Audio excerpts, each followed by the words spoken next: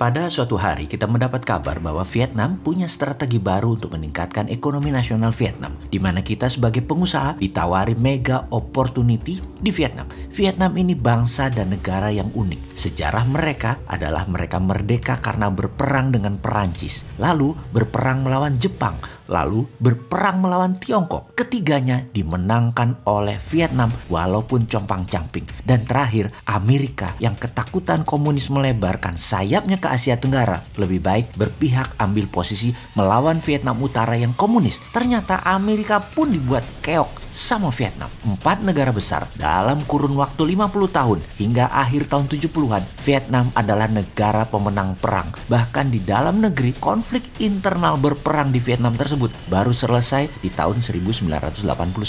Vietnam selama 50 tahun main digorong-gorong dan diakui militernya sangat canggih di dunia. Mereka lah jagonya perang gerilya di zaman modern dan mereka membuktikan dengan mengalahkan 4 negara besar, Perancis, Jepang, Tiongkok, dan Amerika di ranah Vietnam. Jadi tidak ada bangsa dan negara secanggih Vietnam dalam mempertahankan negaranya. Sejak tahun 90-an Vietnam membuka diri walau masih gamang. Jenderal-jenderal perang mereka sekarang pejabat penting di negara tersebut. Namun kebiasaan dalam militer sebenarnya mereka pengen dapat uangnya cepat. Bukan pebisnis beneran sebenarnya mereka itu. Korupsi, kolusi, nepotisme kuat sekali di pejabat teras, di pejabat atas. Kalau di pejabat bawahan disikat kalau ada yang melakukan KKN ini. Jadi kita bermain dalam tanda petik harus dengan pejabat teras militer senior di Vietnam. Itu syaratnya untuk masuk dan sukses di Vietnam. Jadi ketika ada undangan di mana kita memang mengincar lama, termasuk ketika pejabat tadi belum menjabat, kita sudah idekan dan strategikan kepada dia untuk kita ambil dan kelola tambang bauksit, bahan alumina dan aluminium.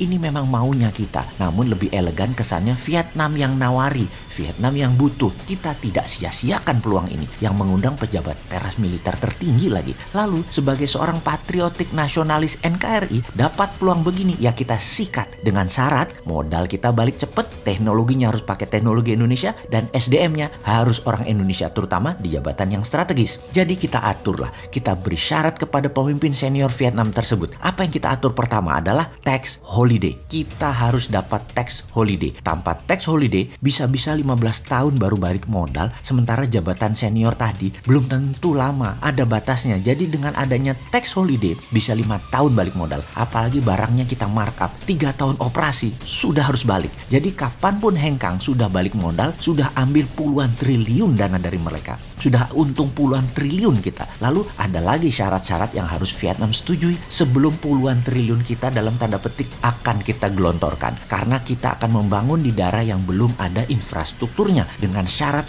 harus dekat laut agar gampang kita ke perairan internasionalnya. Namun pelabuhan harus kita bangun, jalanan harus kita bangun, wilayah perawan di Vietnam yang akan kita bangun. Perusahaan kita akan membangun infrastruktur sendiri mulai dari dermaga, jalan, tanur-tanur peleburan, power plant, area penimbunan bahan baku, dan barang hasil produksi. Juga instalasi pengelolaan air bersih serta ekstraksi oksigen dari air laut. Juga ditambah lagi asrama pegawai, rumah sakit, dan infrastruktur lainnya yang diperlukan untuk melakukan kegiatan usaha peleburan biji bauksit yang ditambang dari ratusan ribu hektar areal penambangan yang kita kuasai. Kita akan membawa 10 ribuan pegawai terampil termasuk Indonesia Private Army atau tenaga keamanan swasta. Ini militer loh ya, bukan satpam, yang membaur di lingkungan kerja untuk keamanan aset kita, juga untuk mengumpulkan data agar kalau ada apa-apa kita bisa antisipasi, bertindak cepat sebagai counternya. Lapangan terbang private jet yang boleh keluar masuk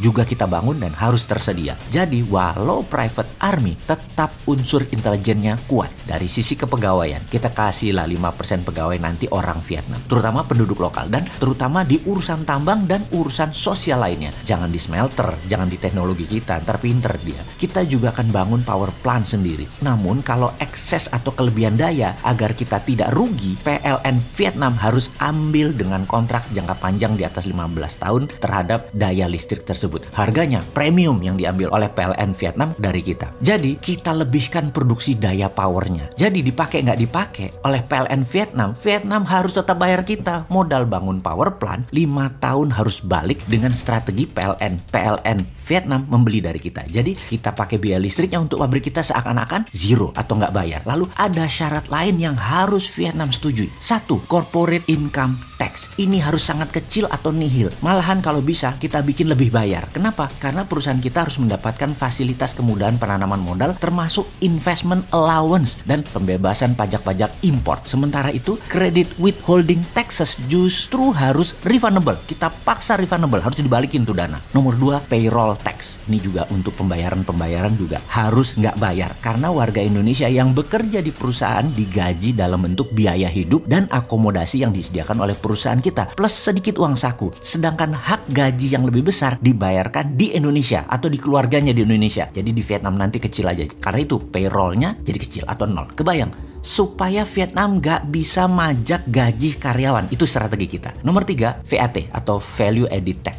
Perusahaan kita justru kerjanya minta restitusi PPN karena semua produksi diekspor ke Indonesia dari Vietnam. Nomor 4, PBB, pajak bumi bangunan. Mungkin ini satu-satunya pajak yang kita berikan atau mereka dapat. Lalu berapa besarnya? Ya kita atur lah. Nomor 5, royalti yang akan dibayarkan kepada pemerintah Vietnam atas hak penambangan. Oke, ini kita bayar. Dan berapa bayarnya? Kita atur. Karena semua informasi tentang volume kegiatan penambangan, smelting, serta ekspor bauksit yang tahunya hanya perusahaan kita. Ini internal kita. Pihak pemerintah Vietnam harus tidak hadir di lokasi untuk mengawasi semua kegiatan-kegiatan seperti ini. Dan ini harus dapat kepastian dari sang pejabat senior tersebut, termasuk harus dilindungi dari kehadiran wartawan dan media independen. Media utama harus tidak ada berita tentang kita di sana, sehingga tidak bakal tahu berapa sesungguhnya kekayaan bauksit Vietnam yang telah atau akan kita keruk. Ibaratnya, perusahaan kita di Vietnam ini membeli bauksit dari pemerintah Vietnam. Perusahaan kita dipersilahkan mengambil sendiri dan membayar sesuai apa yang kita mau. Ini strateginya dan ini syaratnya. Sepertinya pejabat senior Vietnam sulit menolak karena dia sudah tanda tangan setuju. Oh ya, ada satu lagi. Dari sisi negara Vietnam dan muka pejabat harus kita belai dan harus kita lindungi, yaitu Vietnam harus dapat multiplier effect-nya. Kita harus siapkan skenario, namun karena di daerah remote yang jauh dari peradaban pusat kehidupan bangsa Vietnam, kita fokuskan ke dekat-dekat pabrik kita untuk lokal saja. Namun lebih ke masalah sosial, jangan alih teknologi. Di sisi lain, di sisi kita, karena kita NKRI patriotik nasionalis, multiplier effect harus terbanyak ya di sisi Indonesia, bukan di Vietnam. Teknologi, bahan baku, transportasi, digitalisasi sebanyak mungkin dikerjakan di Indonesia. Vietnam terima bersih. Demikian sahabat, strategi kita untuk menambang bauksit dan smelternya yang akan kita bangun di Vietnam, di mana pabrik turunannya seperti aluminium tetap di Indonesia. Semoga informasi sederhana ini ada manfaatnya. Dan awas, jangan dibawa pikiran sahabat ke nikel di Indonesia ya. Indonesia bukan Vietnam. Indonesia jauh lebih pinter. Ngono loh.